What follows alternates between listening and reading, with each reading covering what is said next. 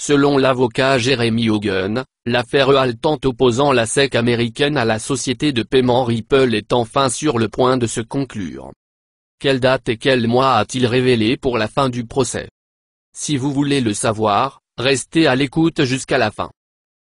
Jeremy Hogan, un avocat XRP bien connu, a donné une estimation de la date à laquelle la longue bataille juridique entre la SEC et Ripple sera résolue. Lorsqu'on lui a demandé son avis sur la date à laquelle l'affaire pourrait se terminer, Jeremy Hogan a déclaré que même dans le pire des cas, les chances qu'elle se prolonge au-delà de l'été sont minces. La meilleure estimation pour la fin du procès, selon lui, est avril.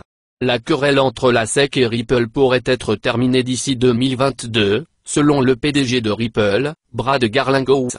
Garlinghouse a noté les progrès impressionnants réalisés jusqu'à présent malgré un processus judiciaire lent dans une interview accordée à CNBC en novembre. La SEC a déposé la poursuite en décembre 2020, affirmant que XRP, la monnaie native de Ripple, qui est utilisée par la société et d'autres sociétés de paiement sur un grand livre décentralisé open source, a été un titre non enregistré en violation de la loi américaine sur les valeurs mobilières depuis son lancement en 2013, et que les dirigeants et les investisseurs de Ripple auraient dû le savoir. Les partenariats très médiatisés de Ripple ont été mis en péril à la suite de cette action. Par exemple, début mars, le partenariat blockchain avec MoneyGram, une société de services de transfert d'argent, a pris fin. L'expert juridique Hogan prévoyant que le procès sera réglé en avril 2022, la question que nous nous poserons d'ici là est de savoir comment tout cela va se passer pour les deux parties concernées. Ripple a remporté plusieurs procès importants jusqu'à présent. La juge Sarah Netburn a décidé en juillet que Ripple pouvait faire déposer William H. Inman, l'ancien directeur de la division des finances des entreprises de la SEC. En outre, NIOM a lancé au début de cette année une nouvelle solution de paiement de courtage qui permet aux institutions financières internationales de régler des transactions avec des maisons de courtage américaines spécifiques de manière plus rapide et plus rentable, ce qui permet aux clients de participer aux actions américaines avec plus de facilité. En comparant les transactions de comptes de courtage internationaux réglées par le réseau de paiement internationaux SWIFT à celles réglées par la nouvelle solution, qui utilise le réseau blockchain Ripple de Ripple, la société affirme que la nouvelle solution peut permettre aux institutions financières d'économiser jusqu'à 90% sur les coûts de règlement.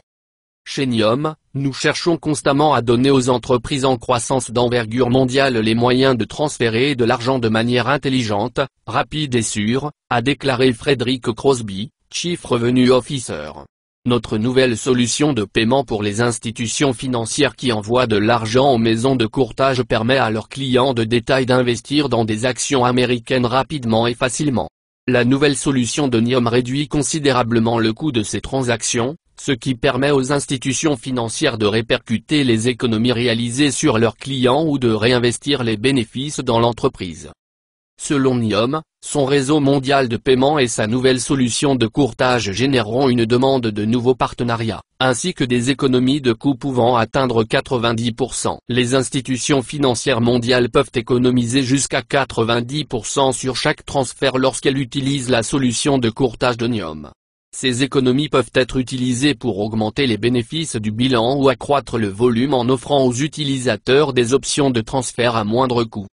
Les institutions financières internationales peuvent mieux optimiser les paiements vers les comptes de courtage aux États-Unis avec l'aide du réseau de NIOM, ce qui leur permet d'avoir accès à de nouveaux clients tout en profitant des transferts à faible coût de NIOM pour promouvoir la création de nouvelles connexions de courtage.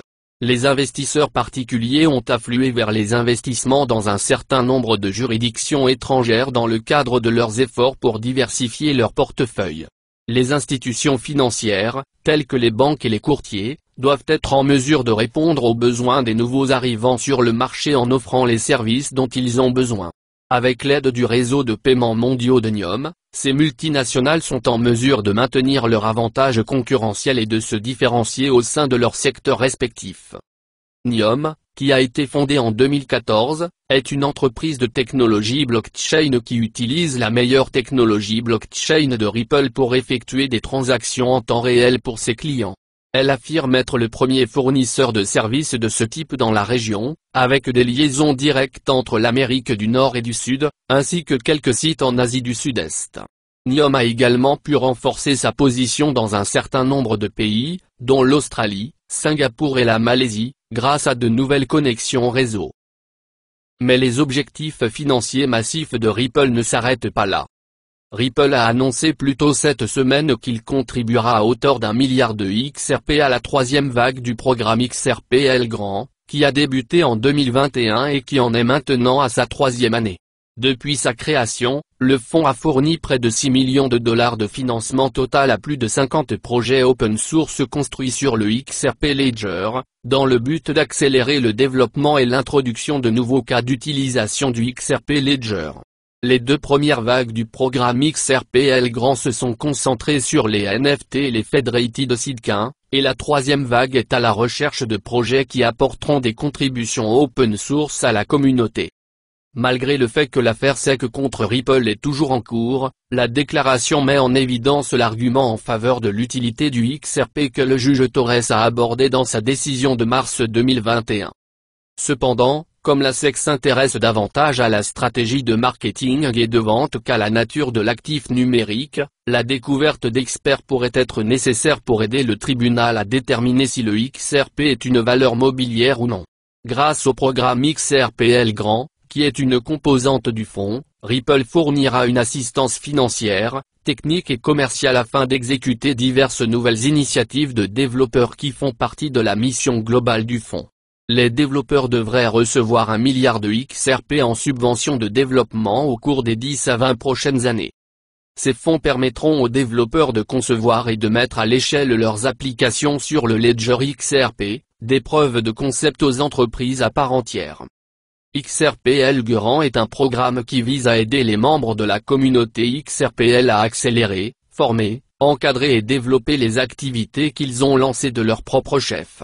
Il existe un fonds général, ainsi que des fonds pour la durabilité, la diversité, défis, et un accélérateur, ainsi que de l'argent pour d'autres causes.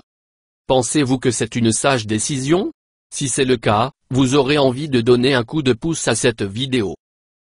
La communauté des développeurs a connu une croissance énorme et une passion pour la construction sur le Ledger XRP qui n'a fait qu'augmenter depuis le lancement du programme XRPL Grand l'année dernière, a déclaré Monica Long, GM de Riplex. Nous nous engageons à participer et à soutenir à long terme la communauté des développeurs avec cette nouvelle expansion.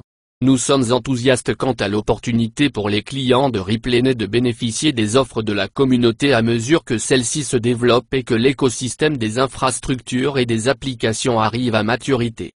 Ils ont également nommé un nouveau directeur, déjà bien connu dans le domaine, pour mener à bien leur projet.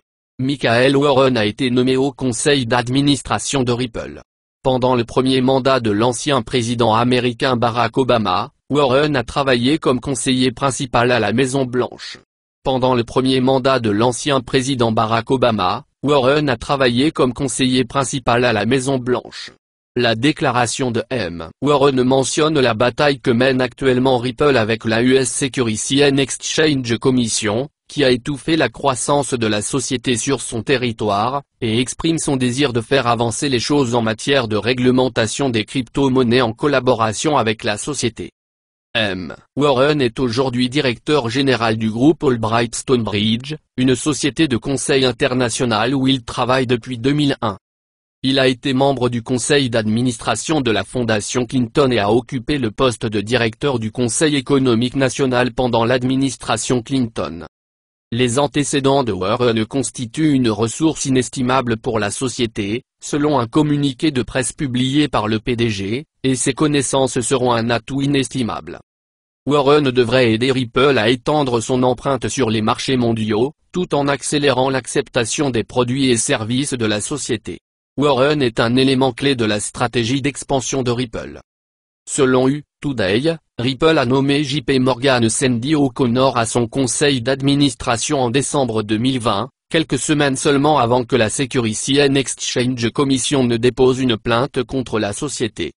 Malgré les obstacles juridiques et réglementaires, l'ancienne secrétaire au Trésor américain Rosario n'a pas pu empêcher sa nomination au conseil d'administration de l'entreprise en mai 2021.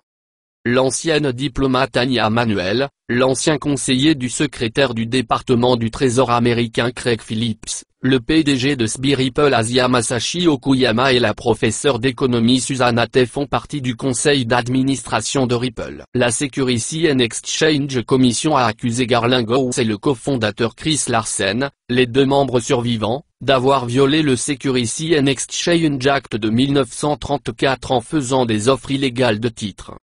Leurs deux motions de rejet de l'action en justice, qu'ils avaient précédemment déposées, ont récemment été rejetées par le tribunal.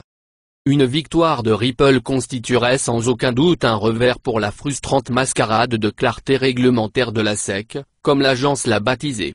En plus d'intenter des procès, le régulateur américain sera contraint de fournir des orientations concises et sans ambiguïté aux entreprises du secteur de la blockchain.